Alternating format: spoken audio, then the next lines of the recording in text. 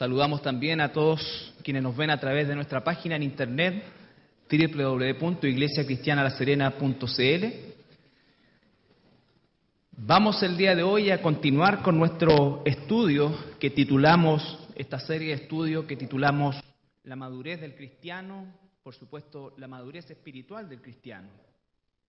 Y vamos a analizar, o estamos mejor dicho analizando, todo lo relacionado con el discernimiento. Algo que pareciera bastante básico se transforma realmente en una epopeya cuando necesitamos nosotros distinguir entre aquello que es de Dios y aquello que no es de Dios. Vivimos una de las épocas quizás más convulsionadas desde el punto de vista de la confusión que existe a nivel de todo lo que llamamos el día de hoy evangelio o eclesiología. La palabra discernimiento, dijimos que significa en su original griego el poder distinguir entre lo bueno, lo malo, lo que es de Dios y lo que no es de Dios, y por supuesto basado en una norma, porque si no hay una norma es imposible hacer una distinción entre algo bueno y malo. Y esa norma ha sido, es y será por los siglos de los siglos la palabra de Dios. Nosotros tenemos que saber efectivamente que cuando la palabra de Dios es violada desde el punto de vista de lo que Dios dice, ¿no es cierto?, en ella, vamos a encontrar todo tipo de manifestaciones y de predicaciones que no tienen nada que ver con el Evangelio. El analizar el día de hoy lo que significa, ¿no es cierto?, el mundo cristiano, nos lleva muchas veces a una situación casi paradojal, que es tratar o rescatar el Evangelio muchas veces de los evangélicos.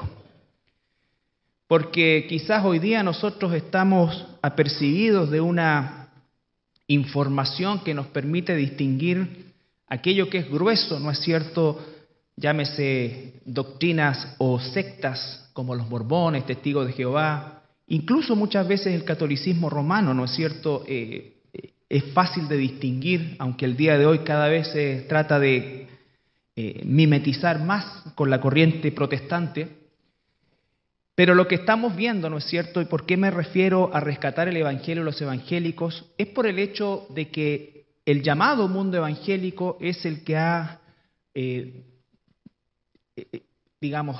explosado en una serie de doctrinas, manifestaciones, supuestas revelaciones, que no solamente no son bíblicas, sino que además resultan un insulto para todo lo que pertenece realmente al culto a Dios. Cuando estamos hablando nosotros acerca del discernimiento, también tenemos que hablar de que es imposible establecer un discernimiento espiritual si no mora el Espíritu Santo dentro de cada uno de nosotros. El discernimiento espiritual no es solamente un discernimiento intelectual, lo incluye, pero por cierto es el Espíritu Santo quien revela la falsedad de una doctrina o de un movimiento en función de lo que la misma palabra nos enseña. Recuerde que el Espíritu Santo dice que nos guía a toda verdad. También no es fácil predicar la verdad en medio de tanta confusión. Recién lo decía Pablo en su oración, tenemos todavía la bendición de hacerlo de manera libre, pero muchas veces encontramos una resistencia sumamente hostil en los mismos círculos evangélicos de carácter carismático que se sienten aludidos, ofendidos y muchas veces, ¿no es cierto?, agredidos, no por nosotros o no por aquellos que predicamos la palabra, sino que por la palabra misma. Realmente cuando nosotros estamos hablando acerca de la Biblia, vamos a encontrar efectivamente que dentro de estos círculos heréticos se encuentra, por supuesto, también una fuente gigantesca de orgullo y de egocentrismo por parte de quienes practican este tipo de doctrinas. Lo que vamos a ver hoy día o pareciera ser bastante sencillo, pero dice relación con el discernimiento en base o el discernimiento en relación, a lo que es el verdadero evangelio. Imagínense que el día de hoy nosotros tenemos que estar hablando de un verdadero evangelio y de, vuelvo a insistir, predicar y enseñar el verdadero evangelio, porque estamos plagados de doctrinas que ni siquiera caerían en la categoría de pseudoevangélico, porque ciertamente son abiertamente heréticas, y donde desgraciadamente se ha reemplazado o se le ha dado una importancia mayor a la experiencia por sobre la palabra. Y eso es tremendamente peligroso porque efectivamente nuestras emociones, si no están bajo el control del Espíritu Santo, resultan ser inmensamente nocivas para nuestra formación espiritual. No es el afán de este mensaje causar una inhibición de nuestras emociones, por supuesto que no, nuestras emociones fueron dadas por el Señor, pero deben ser controladas, guiadas y confirmadas por el Espíritu Santo. De lo contrario nos podemos encontrar haciendo exactamente lo contrario a alabar al Espíritu Santo, a alabar a nuestro Dios. Cuando hablamos del verdadero evangelio, hablamos ciertamente de la predicación principal que hizo nuestro Señor Jesucristo cuando aparece en la escena pública. Y para eso vamos a ir al libro de Marcos, capítulo 1. Marcos, capítulo 1.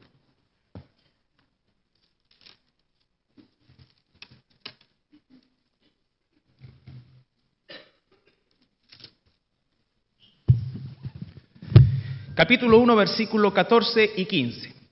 Esta es la primera aparición pública de Jesús después de todo su periodo de preparación, después de su bautismo, esos 40 días en el desierto, ¿no es cierto? Y hace su entrada pública en la región de Galilea. Marcos registra su aparición en Galilea y él dice, ¿no es cierto?, después que Juan fue encarcelado, Jesús vino a Galilea predicando el evangelio del reino de Dios. Jesús vino a Galilea predicando el evangelio del reino de Dios. Esto es lo que Jesús dice. Esto es lo primero que nosotros tenemos que establecer en nuestro patrón mental. Esto es lo que Jesús dice. No podemos nosotros reemplazar lo que Jesús dice. Y de aquí en adelante, todo lo que digan todos aquellos que predicamos el Evangelio de Jesucristo tiene que estar enmarcado en este rango de declaración. No podemos nosotros hablar de un nuevo Evangelio, de una nueva revelación, de un nuevo proceso de salvación, porque eso es exactamente lo que tiene confundida y perdida a gran parte de la población evangélica, no solamente de nuestro país, sino que del mundo. Y por favor, esta es una declaración sumamente responsable y triste a la vez. Y triste a la vez.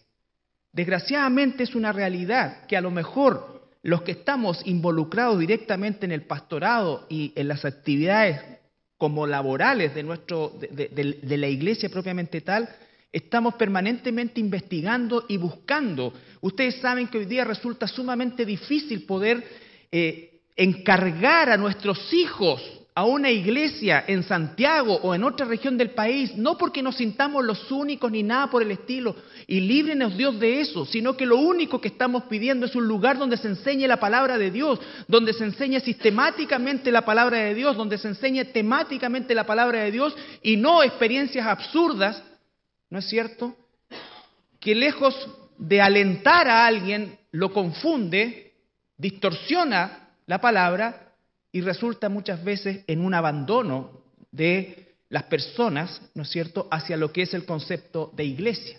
Por lo tanto, no estoy hablando de una situación desgraciadamente aislada, es una situación frecuente e inmensamente más frecuente de lo que muchos de nosotros podemos llegar a pensar o imaginar. Jesucristo dice en el versículo 15, el tiempo se ha cumplido, es decir, hay un plan detrás de esto, no es algo al azar, los tiempos que se manejan en la profecía bíblica son tiempos exactos. Hay un tiempo que nosotros no conocemos la fecha, pero el plan se está desarrollando perfectamente a la ordenanza de los tiempos de Dios. El tiempo se ha cumplido y el reino de Dios se ha acercado. La primera palabra que usa el Señor Jesucristo es la palabra arrepiéntanse. Arrepiéntanse. El Evangelio parte con el arrepentimiento. Sin arrepentimiento no hay conversión. Sin conversión no hay salvación. Y sin salvación no hay vida eterna. Entonces, la primera palabra que el Señor Jesucristo dice, ¿no es cierto? Su primera expresión no es los amo. Eso está, por cierto, implícito en cada uno de sus actos, graficados de manera increíble en la cruz del Calvario. Pero la primera palabra es arrepiéntete. El reino de los cielos se ha acercado, arrepiéntete. Cuando a ti o a mí nos dicen arrepiéntete, inmediatamente surge la pregunta muchas veces ¿de qué? Y quizás nosotros ahí comenzamos a ver la comparación que existe entre una y otras personas, donde quizás algunos se encuentran más o menos pecadores, pero efectivamente el arrepentimiento que está llamando aquí el Señor Jesucristo es un arrepentimiento que significa el hecho de tener una condición total y absolutamente caída. Es cuando tú y yo reconocemos, independiente de lo que hemos hecho o no hecho, de lo que hemos creído o no creído, estamos en una condición, como dice la carta a los Efesios en el capítulo 2, si me pueden acompañar, Efesios 2. Efesios 2, 1 al 5.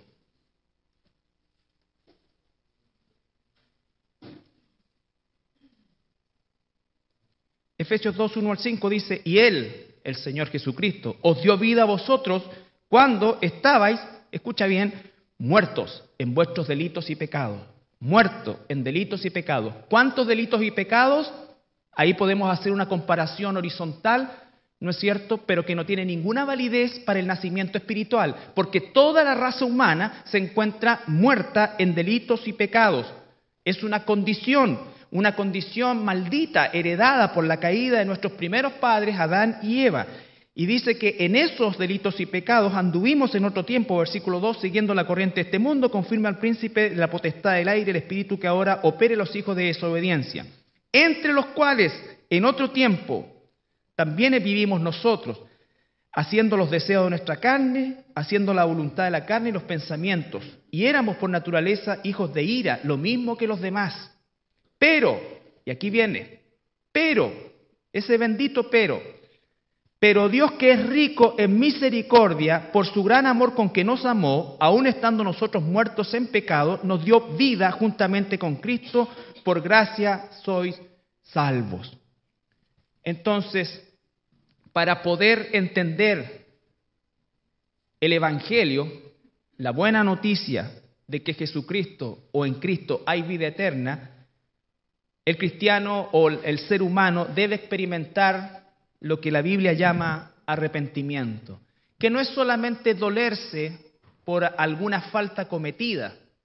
Eso podría ser o caer en la esfera del remordimiento solamente. El arrepentimiento es una obra sobrenatural también de Dios en nosotros, porque es un cambio de mentalidad. Yo estaba muerto, no importa lo que hiciese o dejase de hacer. La gracia de Dios vino sobre mi vida, vino sobre tu vida y fui inducido al arrepentimiento, al reconocimiento de mi total y absoluta muerte espiritual y mi necesidad absoluta de vida en Jesucristo. Esa muerte espiritual es absoluta. No es alguien herido, no es alguien enfermo o sumamente grave, es alguien muerto. Es un estado absoluto. Por lo tanto, nosotros fuimos, por gracia de Dios, inducidos milagrosamente al arrepentimiento. Cuando nosotros pensamos en el Evangelio, en el mensaje de salvación, el Evangelio, la predicación del Evangelio es bastante sencilla. Estamos muertos en delito y pecado. Si no nos arrepentimos, vamos al infierno. Si nos arrepentimos, tenemos vida eterna, dice la palabra. ¿No es cierto? No necesitamos mayores estudios teológicos para entender intelectualmente eso. Ahora, El punto no está en entenderlo, sino que en aceptarlo. La aceptación es un acto sobrenatural que Dios coloca en nosotros. Porque ningún ser humano de forma natural acepta tal condición, a menos que se encuentre en un estado, ¿no es cierto?, sumamente calamitoso, pero aún ahí puede rechazar esta situación, como ocurrió con los dos hombres que estaban crucificados al lado de Jesús, ¿no es cierto?, en que uno siguió insistiendo en su condición y el otro, ¿no es cierto?, experimentó el arrepentimiento. Por lo tanto, nosotros estamos frente a un hecho sobrenatural, estando nosotros muertos en nuestros delitos y pecados. Él, escucha bien, no tú, Él nos dio vida cuando estábamos muertos en delito y pecado. Cuando Jesús habla con Nicodemo en Juan, Evangelio de Juan capítulo 3,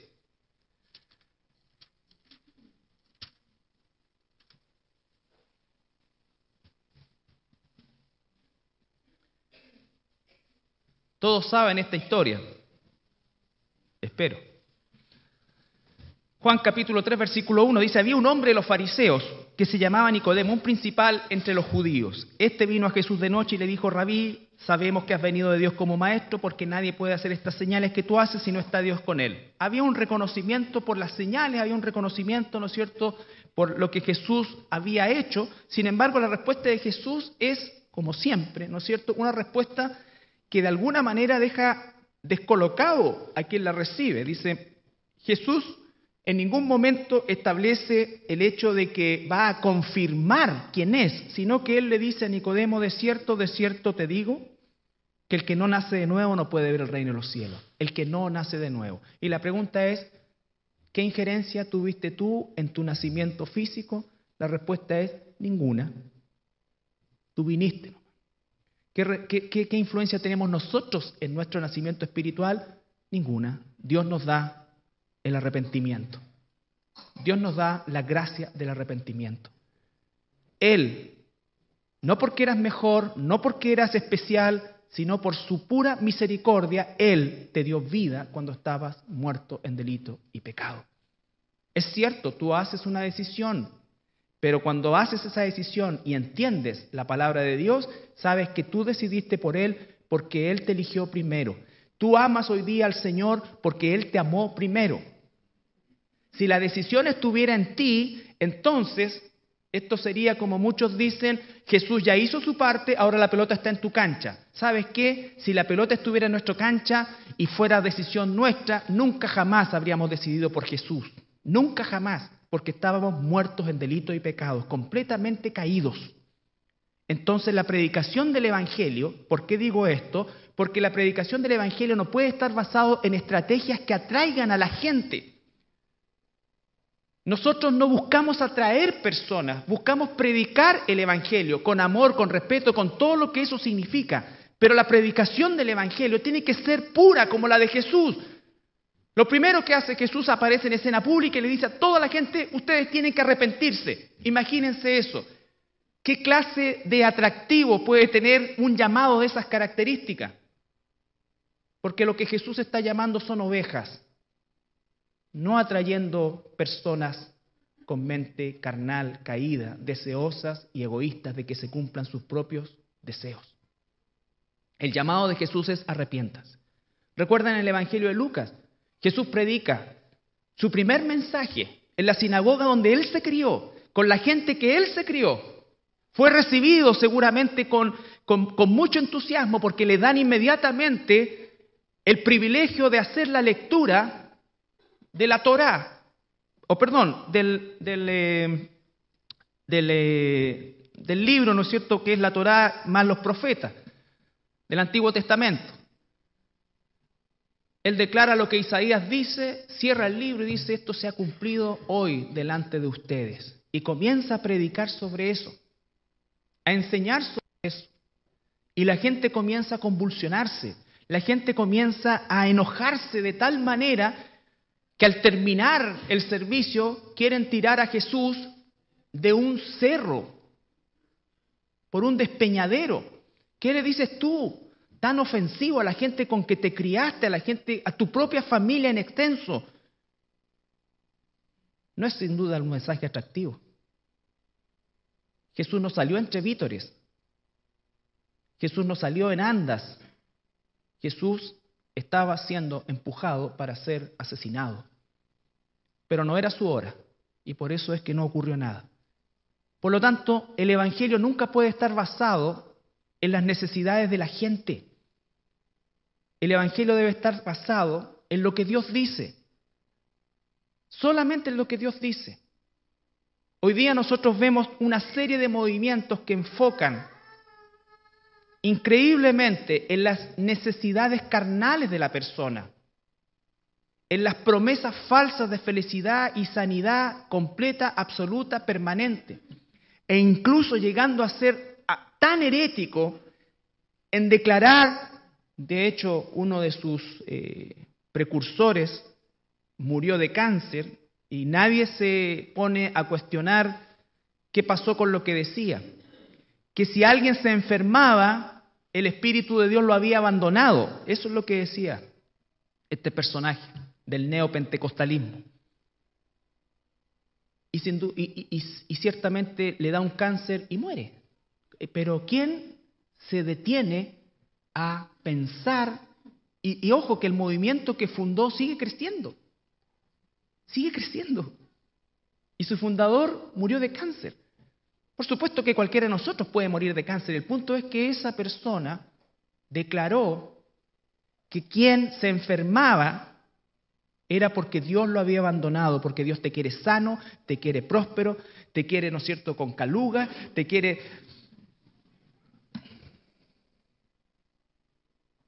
Y no estoy diciendo que todos hagamos deporte y que tengamos una salud física. No. Pero lo que estoy diciendo es que esa mentira de decir que no te puedes enfermar es tan herética, tan burda, tan absurda. Pero ahí tienes cientos de personas, muchas más de las que hay acá, no solamente creyéndolo, sino que predicándolo, enseñándolo, difundiéndolo. Entonces, el Señor dice a Nicodemo, tú tienes que nacer de nuevo. El nuevo nacimiento es un acto de la voluntad de Dios. Por gracia somos salvos, no por obras, sino por medio de la fe. Y esta, dice la palabra, es un regalo de Dios. Él nos da esa fe para el arrepentimiento. Pero tú y yo tenemos que predicar el Evangelio a toda criatura. No sabemos quiénes son hijos de Dios, no sabemos quiénes no son hijos de Dios. Nosotros tenemos que no hacer acepción de personas y predicar el Evangelio a toda criatura. Por eso es que nos da la libertad de predicar el Evangelio puro, porque la obra no es nuestra, es de Él. Nosotros participamos en el proceso por gracia de Dios como una manera de participar en una cosecha que ya está preparada. No vamos nosotros a hacer la cosecha está preparada. Dios conoce los que son sus ovejas y sus ovejas oirán su voz.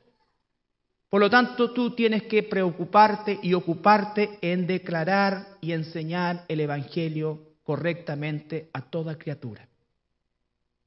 No tratar de atraer personas, no tratar de enfocar en las necesidades de las personas.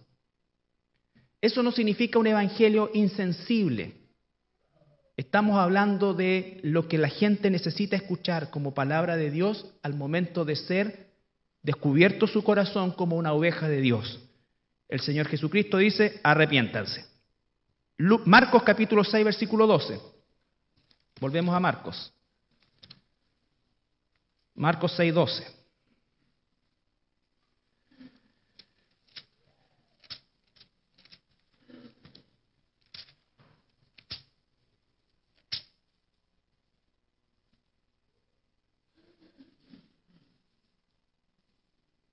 Desde el versículo 10, está la primera comisión o los primeros comisionados, dice Marcos capítulo 6, versículo 10. Y les dijo, donde quiera que entréis en una casa, posad en ella hasta que salgáis de aquel lugar. Y si en algún lugar no os recibieren ni os oyeren, salid de allí y sacudid el polvo que está debajo de vuestros pies para testimonio de ellos. De cierto digo que en el día del juicio será más tolerable el castigo para los de Sodoma y Gomorra que para aquella ciudad. Y saliendo, predicaban que los hombres se arrepintiesen. Predicaba que los hombres se arrepintiesen. Marcos, capítulo 13. Entonces, la primera ordenanza para la primera comisión de predicadores, 13, Marcos 13.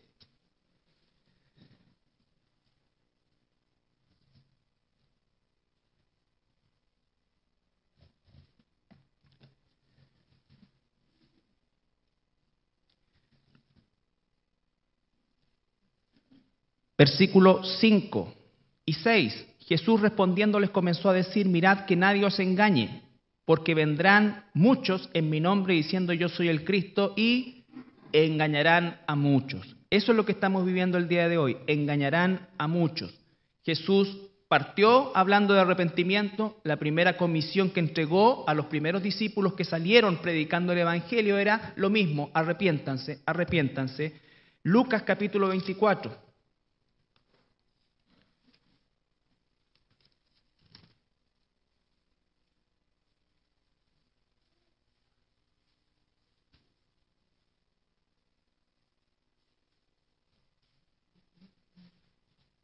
Versículo 45.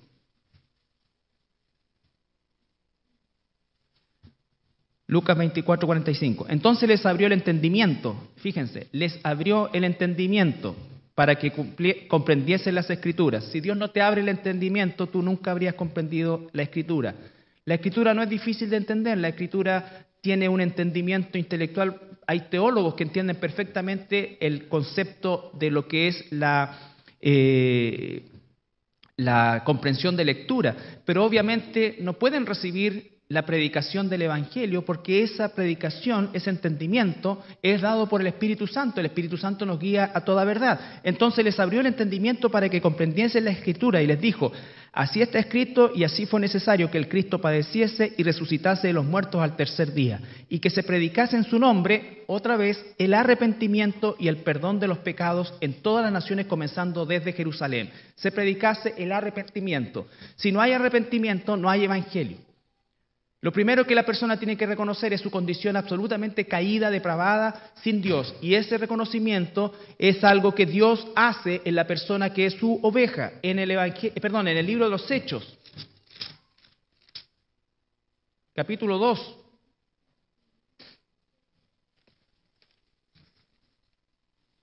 Hechos capítulo 2, versículo 36. Esta es la primera predicación del apóstol Pedro, inmediatamente después del día de Pentecostés, o en el mismo día de Pentecostés. Hechos 2:36. Sepa pues ciertísimamente toda la casa de Israel que este Jesús a quien vosotros crucificasteis, Dios le ha hecho Señor y Cristo. Al oír esto se compungieron de corazón y dijeron a Pedro y a los otros apóstoles: varones hermanos, ¿qué haremos? Pedro les dijo: lo primero, arrepiéntanse. Lo primero, arrepiéntanse. Y bautícese cada uno de vosotros en el nombre de Jesucristo para perdón de los pecados y recibiréis el don del Espíritu Santo. Lo primero que dice es arrepiéntanse. Por eso es que la iglesia, o las iglesias, o las congregaciones, están muchas veces tan llenas de gente que ha hecho una decisión en base a un mensaje falso. A un mensaje falso desde el punto de vista del orden, y falso porque se omite el primer llamado de Dios. El primer llamado de Dios es al arrepentimiento. Quien escucha el mensaje de que debe arrepentirse porque está totalmente caído, aunque sea la persona supuestamente más buena, pero que sabe en ese momento y su mente y su corazón es abierto, ¿no es cierto? Y reconoce que a pesar de todo lo que ha hecho, son trapos de inmundicia frente a lo que Dios demanda, y cae, ¿no es cierto?, de rodillas y dice: realmente necesito salvación. Y aún la gente lo vería y diría: pero pero si eres una persona tan buena, tan correcta, tan recta, si alguien no necesita salvación eres tú. Si hay un cielo, tú debieras estar ahí. Y la persona dice: no, mi mente, mi corazón, estoy muerto, estoy realmente muerto en delitos y pecados. y necesito desesperadamente salvación. En mayor o en menor medida, ese conocimiento, esa declaración, esa aceptación es de carácter sobrenatural. Es de carácter sobrenatural. Y después que la persona se ha arrepentido por medio del toque del Espíritu Santo, esa persona cree al Evangelio. Entonces, ¿qué cree? Que Jesús es el único que puede darle salvación y vida eterna. Y esa persona nunca jamás va a tener otros dioses, nunca jamás va a tener conflictos de fe. ¿Quiénes tienen conflictos de fe? Todos aquellos que han sido enseñados ¿en qué cosa? En que Jesús está ahí para cumplir tus demandas. Entonces, cuando no se cumplen tus demandas, empiezan los conflictos de fe. Porque te prometieron esto, porque Él te iba a mejorar esto, iba a mejorar tu matrimonio, iba a mejorar tu trabajo, te iban a dar mejores remuneraciones, iba tu familia a volver a unirse, te iban a perdonar. No, y a veces no pasa nada de eso. Con un propósito. Entonces la persona, ¿cuál es el conflicto de fe? Bueno, si Dios me ama, ¿por qué entonces esto? ¿Por qué? ¿Por qué se produce el conflicto de fe? Porque las expectativas que tenemos de nosotros, de lo que Dios ha hecho o debe hacer por nosotros, son expectativas carnales y tenemos que reconocerlo porque no nos dijeron que nos arrepintiésemos primero. Lo primero que nos dijeron es que Jesús nos ama, que Él tiene planes maravillosos para nosotros, que Él realmente quiere mejorar mi vida. Si tú tienes un matrimonio destruido, Él puede restaurarlo. Si tú tienes un mal trabajo, Él te puede dar uno mejor. Si tú eres feo, Él te puede hacer lindo. Si tú y todo, y claro. Entonces, cuando viene la palabra del arrepentimiento, la aceptación de eso es una obra sobrenatural. Hoy día estamos llenos de eso, llenos de promesas a las personas. Si tú mandas 10, Dios te va a devolver 20. Si tú haces esto, Dios va a hacer esto otro. ¿Dónde dice eso la Escritura? ¿Dónde dice eso la Escritura? No hay un filtro, por eso es que estamos hablando de discernimiento. ¿Discernimiento en función de qué? De lo que dice la Escritura. ¿Sabes cuáles son las promesas que dice la Escritura? Y no son nada de populares. Y yo no quiero vivirlas, pero son lo que Él coloca en la Escritura. ¿Sabes cuál es la promesa más grande que le dio Jesús a sus discípulos? Juan 16. En el mundo van a tener aflicción. ¿Cómo? Si somos hijos del Rey, el dueño de la plata y del oro. Sí, pero mi reino no es de este mundo. En el mundo van a tener aflicción, de distinta índole. El solo hecho de vivir, de sentarte a ver las noticias, te produce aflicción. Después de ver todos los desastres del día del delincuente juvenil, ¿no es cierto?, del joven delincuente, porque de combatiente, no sé, destrucción, todo. Y cambia de canal, peor todavía. Cambia de canal, se están casando 2 gays en Inglaterra, besuqueándose a diestra y siniestra. Si eso no te duele, si eso no te produce asco, ¿qué? Pero ¿cómo no puede ser tan cerrado?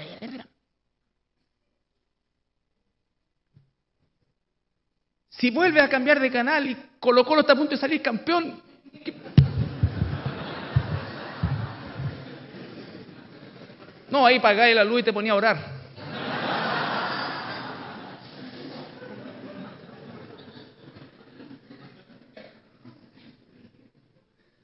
Entonces, hay aflicción.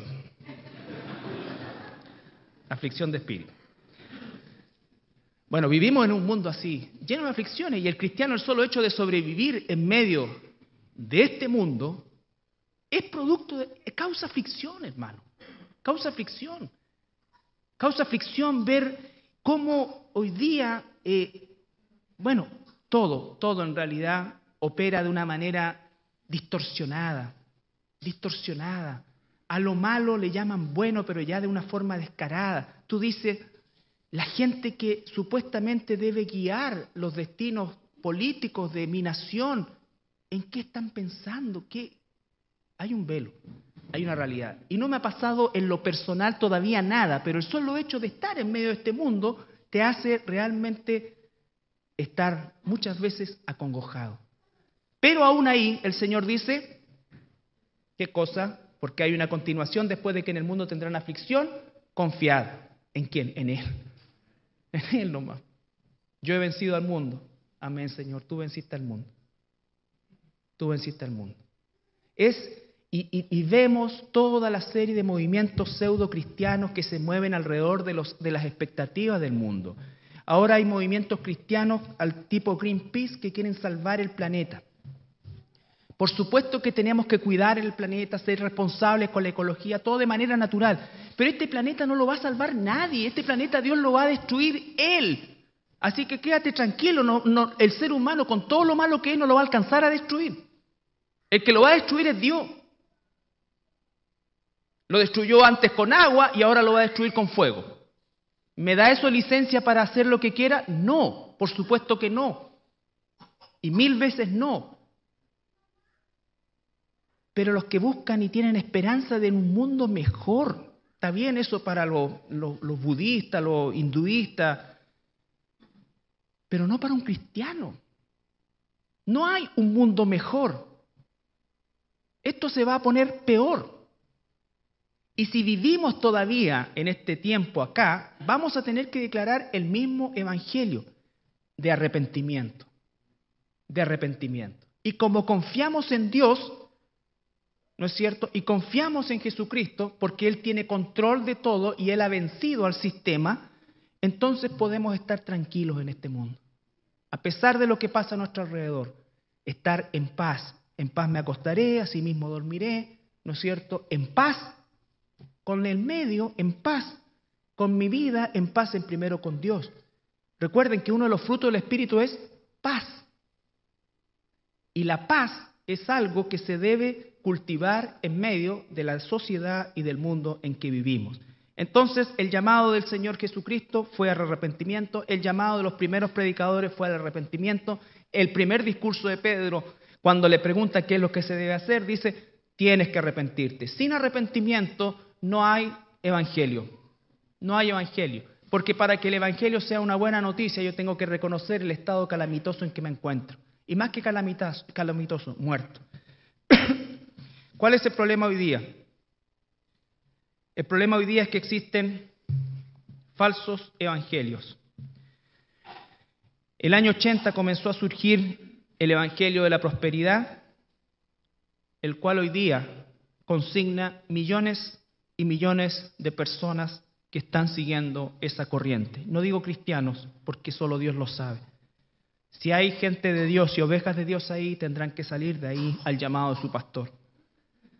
Pero millones de personas están siguiendo un evangelio de la prosperidad basado en doctrinas principalmente de carácter carismático, y donde, por ejemplo, hay libros que se venden como pan caliente. Uno de ellos dice es el libro que tu mejor vida es ahora, ¿no es cierto? Y como lo dijimos tiempo atrás, si mi mejor vida es ahora, significa que voy al infierno. Porque es lo único bueno que voy a poder ver, mi mejor vida ahora. Ningún cristiano tiene su mejor vida ahora. Su mejor vida ahora es después, en la presencia eterna del Señor.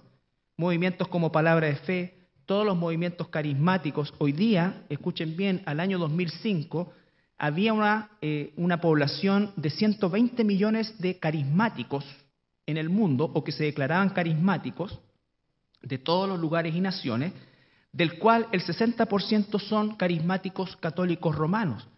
Se acaba de celebrar en el Luna Park, en la Argentina, un congreso carismático entre católicos y evangélicos que congregó a más de 6.000 personas, quienes estuvieron bailando, danzando hasta altas horas de la madrugada, ¿no es cierto?, unidos supuestamente en un mismo espíritu. Entonces, estamos hablando de todos estos movimientos en los cuales también, dije palabra de fe, que es la base de todo lo que significa el evangelio de la confesión positiva, que tú tienes que confesar, confesar, confesar, confesar y va a pasar. ¿No es cierto? Tienes que concentrarte, quiero una bicicleta, 27,5, y repetirlo, y de repente, pum, te va a aparecer. ¿Cómo? No sé, alguien te la va a dejar, vaya a tener la plata. Horrible. Entonces, todo eso es lo que está llenando el llamado al mundo. Por eso es que no nos sorprenda ver gigantescas masas de personas congregadas en supuestas iglesias cristianas que están recibiendo ese tipo de mensaje, ese tipo de formación. Entonces esos lugares están llenos, pero no corresponde a un avivamiento espiritual, corresponde a un avivamiento de la apostasía, del evangelio, ¿no es cierto?, que no es evangelio, de la mentira, de todas estas corrientes, ¿no es cierto?, que inducen a nuestra naturaleza carnal y a transformar al Señor Jesucristo, al Espíritu Santo, como una especie de genio que tiene que cumplir todos nuestros deseos y anhelos. Donde no hay una confrontación con el pecado de la persona, donde la persona no se siente agredida por su pecado. Los hermanos en el libro Los Hechos que acabamos de leer, su corazón se dolió. Cuando la Biblia dice bienaventurados los que lloran, no es llorar porque no me han salido las cosas como yo quería, es llorar por el pecado que hay en mí y alrededor de mí. Porque a pesar de que Jesús murió por mí, yo veo todavía tanta suciedad en mí. Y por eso soy pobre en espíritu, porque necesito de Dios todos los días. Mientras más conozco a Dios, más necesito de Él. No hay un llamado a eso. Es todo lo contrario. Todo lo contrario. Eso no es cristianismo, hermano. Eso es un falso evangelio. Eso es satánico. La iglesia no es un lugar donde venimos a cumplir nuestros sueños. La iglesia es un lugar donde venimos a matar nuestros sueños y a tomar la bandera del evangelio y que Dios haga con nosotros lo que Él quiera. Eso es la iglesia. No es un lugar donde vienes a cumplir los sueños. Nunca invites a alguien a que venga a solucionar su vida a este lugar. Porque la iglesia no es para eso. La iglesia es un lugar donde los santos somos preparados para la obra del ministerio. Todos los días tú tienes una obra del ministerio allá donde trabajas, donde vives, donde está tu familia. Predica el evangelio del arrepentimiento con amor, pero el evangelio verdadero. Pablo dice, se me aprieta el corazón de saber que Jesús murió por mí. Entonces yo les ruego, reconcílense con Dios. Si usa la palabra reconciliarse, es porque están peleados con Dios. Son enemigos de Dios. Y si son ovejas de Dios, Dios va a poner arrepentimiento en esa persona. Pero cuando tú predicas un evangelio falso, nunca vas a saber si verdaderamente lo que vinieron son ovejas o son lobos. Y eso es lo que ocurre, hermano. A pesar de que en las iglesias verdaderas la infiltración de los lobos es un hecho real, es cierto que a la luz del evangelio y cuando la iglesia es verdaderamente de Dios, las puertas del infierno no prevalecen sobre esa iglesia y Dios mismo se encarga en ciertos momentos de la historia de esa iglesia en sacar a los lobos. No estoy diciendo que alguien se cambió de iglesia, eso es lícito, por supuesto, por las razones reales que deban ser. Pero estoy diciendo que el Señor limpia su iglesia de lobos rapaces. Pero cuando no está el Espíritu Santo, esa limpieza no ocurre, sino que lo que se acrecienta es justamente el dominio de los lobos rapaces sobre la gente, sobre las personas, que tienen un velo en su mente y ese velo no les permite ver la verdad del Evangelio. Quiero que veamos 2 Timoteo capítulo 2, 25.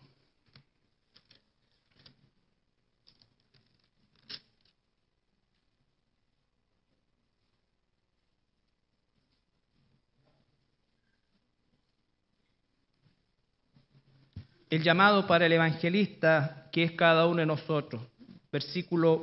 Capítulo 2, versículo 22 en adelante. 2 Timoteo capítulo 2, versículo 22 en adelante. Huye también de las pasiones juveniles y sigue la justicia, la fe, el amor y la paz con los que de corazón limpio invocan al Señor. pero desecha las cuestiones necias, insensatas, sabiendo que engendran contienda. Estamos llenos de cosas necias, insensatas, absurdas, ridículas, vergonzosas, realmente vergonzosas. Porque el siervo de Dios no debe ser contencioso, sino amable para con todos, apto para enseñar, sufrido. Por eso es que dice que nosotros, de los que están en esa condición, escucha bien, tú debes apartarte, no involucrarte. Lo aprendimos el día miércoles con el amor. Cuando habla de amor a los enemigos, no se está refiriendo a Satanás, que es nuestro enemigo. No se está refiriendo a la carne, que también es nuestra enemiga. No se está refiriendo al mundo, que también es nuestro enemigo. Se está refiriendo a aquellas personas que nunca han escuchado el Evangelio, aquellos inconversos, reales, porque de aquellos que dicen que se encuentran y hacen y pisotean el nombre de Jesucristo, y que Pablo dice, llorando les digo, que pisotean el nombre de Jesús con una doctrina torcida, dice de los tales, apártate. No los juzgues a condenación, no es tu deber ni el mío, pero sí es mi deber apartarnos, porque si yo me asocio con aquellos, entonces valido de alguna manera su doctrina. El siervo de Dios no debe ser contencioso, sino amable para con todos, apto para enseñar, sufrido, que con mansedumbre corrija a los que se oponen, por si quizás Dios le conceda que se arrepentan para conocer la verdad. Quizás Dios, no yo, quizás Dios, mi papel, ¿cuál es? Vuelvo a leerlo. El siervo del Señor no debe ser contencioso, amable para con todos, apto para enseñar. ¿Enseñar qué? El verdadero evangelio, el llamado al arrepentimiento. Apto para enseñar, sufrido, que con mansedumbre corrija a los que se oponen, por si quizás Dios les conceda que se arrepientan. Yo no sé si Dios les va a conceder que se arrepientan, pero mi trabajo, tu trabajo es predicar la verdad. Predicar la verdad. Con amor, con sufrimiento, con ruego. Quizás se arrepientan para conocer la verdad y escapen del lazo del diablo en que están cautivos a voluntad de él. Eso es el Evangelio. Es mucho más sencillo de lo que nosotros pensamos y mucho más complejo también de lo que nosotros pensamos. Cuando estamos frente a una persona que no es cristiano, no es un hijo de Dios, puede ser un religioso, puede ser alguien que está a nuestro alrededor, el llamado es el arrepentimiento, explicarle qué es lo que es el arrepentimiento. Y para explicarle cuál es el arrepentimiento, tú tienes que explicarle cuál es su condición. La Biblia dice que tú estás muerto en delito y pecado. Pero yo no he matado a nadie. Pero yo nunca he robado. Pero yo... Tienes que explicar, ¿no es cierto?, el Evangelio. Y si Dios le concede a esa persona arrepentimiento, esa persona se va a arrepentir. Se va a arrepentir. Y el fruto del arrepentimiento es espiritual.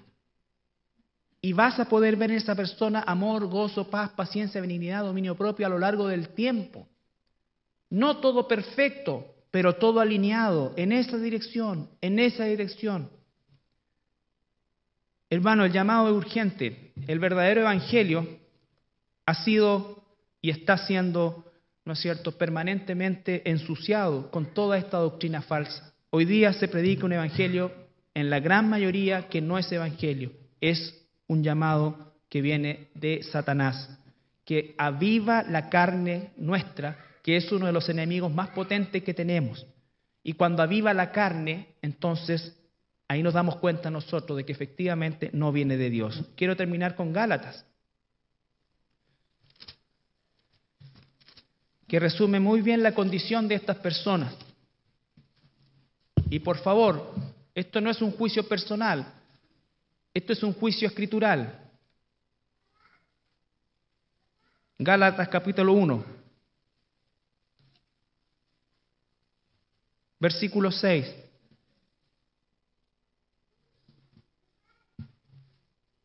El apóstol Pablo declara: estoy maravillado de que tan pronto se hayan alejado del que los llamó por gracia, por la gracia de Cristo, para seguir un evangelio diferente. Imagínense, en los albores de la iglesia ya se había introducido la falsa doctrina. Por lo tanto, es una constante a lo largo del tiempo. Es una constante a lo largo del tiempo. Por eso es que el mismo Judas, ¿no es cierto?, dice en su epístola: que nosotros debemos contender ardientemente por la fe que nos ha sido una vez dada. No debemos ser pasivos. ¿Recuerdan cuando prediqué hace semanas atrás? Todos aquellos que dicen, no, yo me preocupo de levantar a Cristo nomás. Yo no quiero hablar de doctrina, yo levanto a Cristo nomás. ¿Qué es eso?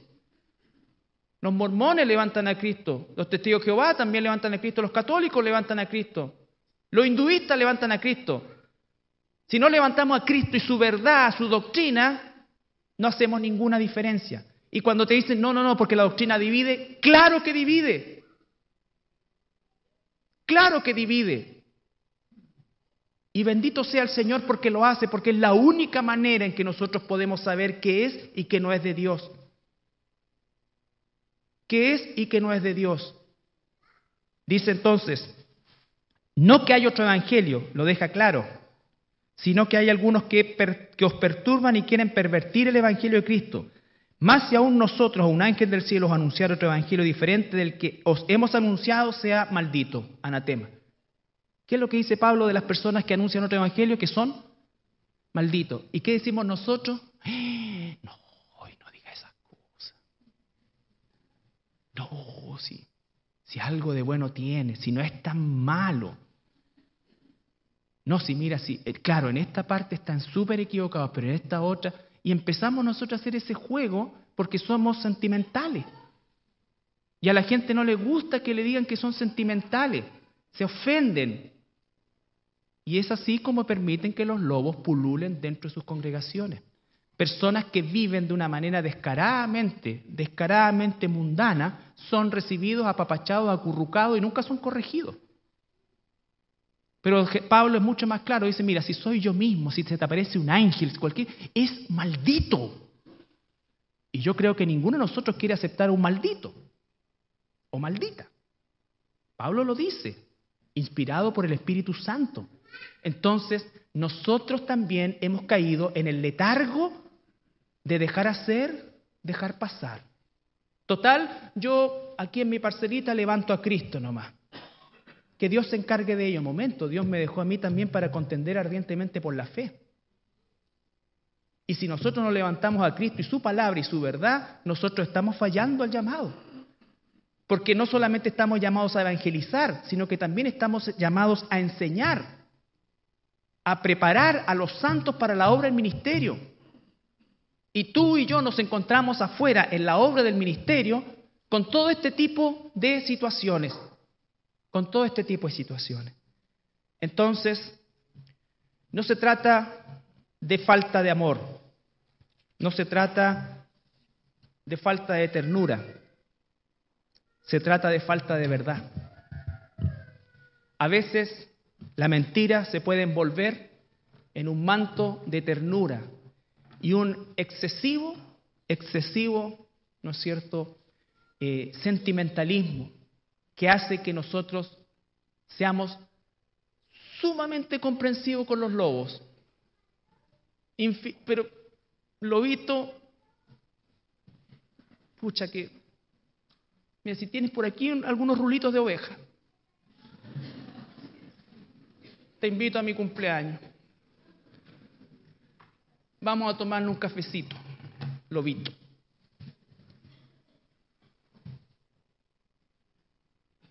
Si tienen los colmillos planitos.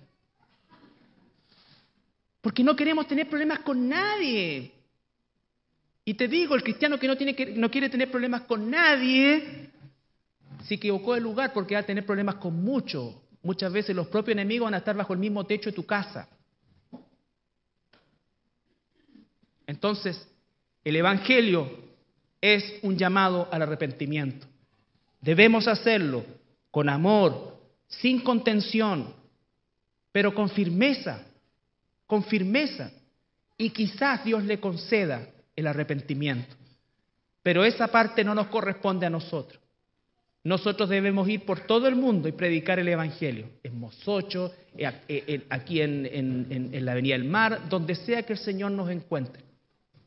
Pero hacerlo con amor, como si rogásemos nosotros mismos, ¿no es cierto?, que se arrepientan y se vuelvan al Señor.